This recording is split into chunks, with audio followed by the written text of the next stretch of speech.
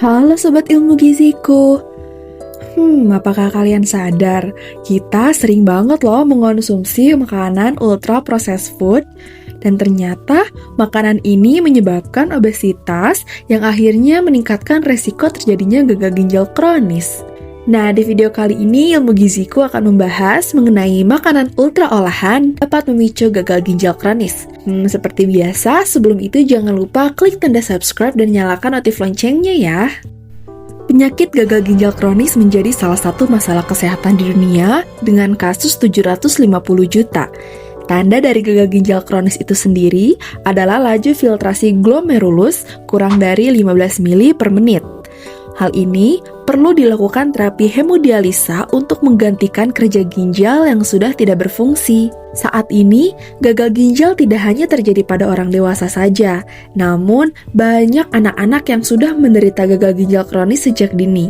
Nah, salah satu faktor terbesar yang dapat menyebabkan gagal ginjal kronis adalah kebiasaan makan yang kurang tepat, yang akhirnya dapat menyebabkan penyakit penyerta seperti diabetes, hipertensi, dan obesitas. Ayo, siapa di sini yang kalau makan atau minuman kemasan gak ada henti-hentinya alias secandu itu?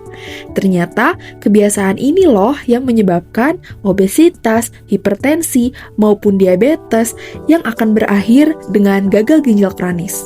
Nih, kalian sadar nggak sih, ternyata makanan yang sering kita temui di pasaran itu kebanyakan ultra processed food loh. Ultra processed food, apaan tuh?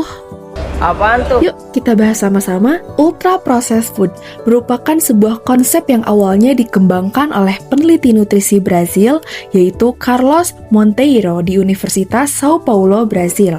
Didefinisikan sebagai produk yang mengandung bahan-bahan yang eksklusif untuk pemrosesan industri menggunakan peralatan dan teknologi canggih. Untuk menghasilkan ultra processed food, makanan tersebut mengalami modifikasi kimia dengan teknik industri dan penambahan bahan yang dapat mengubah tekstur, konsistensi, warna, dan rasa, sehingga menghasilkan produk yang enak atau sangat enak. Ultra processed food atau makanan ultra processed diartikan sebagai makanan dengan tambahan gula, garam, dan lemak dengan jumlah yang tinggi.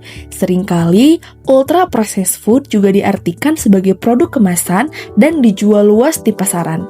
Makanan ultra processed food ini dirancang agar terjangkau, memiliki masa simpan yang panjang, dan praktis atau siap dikonsumsi. Tapi, hal yang perlu kita ingat adalah tidak semua pemrosesan makanan buruk. Misalnya, pengolahan susu menjadi yogurt atau gandum yang kemudian diolah menjadi roti merupakan contoh pemrosesan makanan sederhana yang tetap memiliki kandungan gizinya.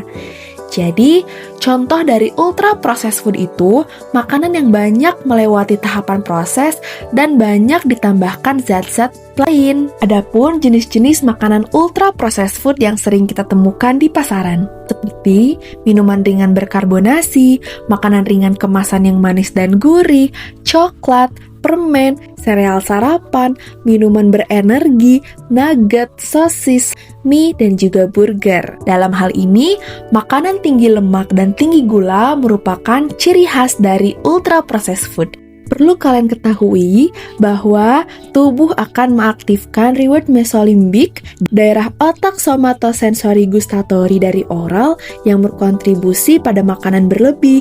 Oleh karena itu, ultra processed food berpotensi menyebabkan obesitas dengan mendorong pola makan hedonis. Akibatnya, tidak dapat mengontrol asupan makanan. Tidak heran jika dalam 10 tahun terakhir banyak penelitian yang menemukan semakin tinggi konsumsi ultra processed food, semakin tinggi juga kemungkinan terkena penyakit tidak menular. Makanan ultra processed food mengandung tinggi energi. Kita tidak akan cukup puas jika hanya mengonsumsi satu bungkus saja. Alhasil, asupan energi kita jadi berlebih. Nah, hal ini merupakan faktor utama yang mendorong terjadinya obesitas di seluruh dunia, yang pada akhirnya dapat berkontribusi pada penyakit gagal ginjal kronis. Nah, yuk mulai sekarang kita perlu memperhatikan lagi apa yang perlu kita konsumsi. Usahakan untuk selalu membaca label pangan pada kemasan ya. tetap jaga kesehatan dengan menjalankan pola hidup gizi seimbang, karena kesehatan itu dimulai dari gizi. Saya Dini Anissa dari Ilmu Giziku, sampai jumpa di video selanjutnya. Bye!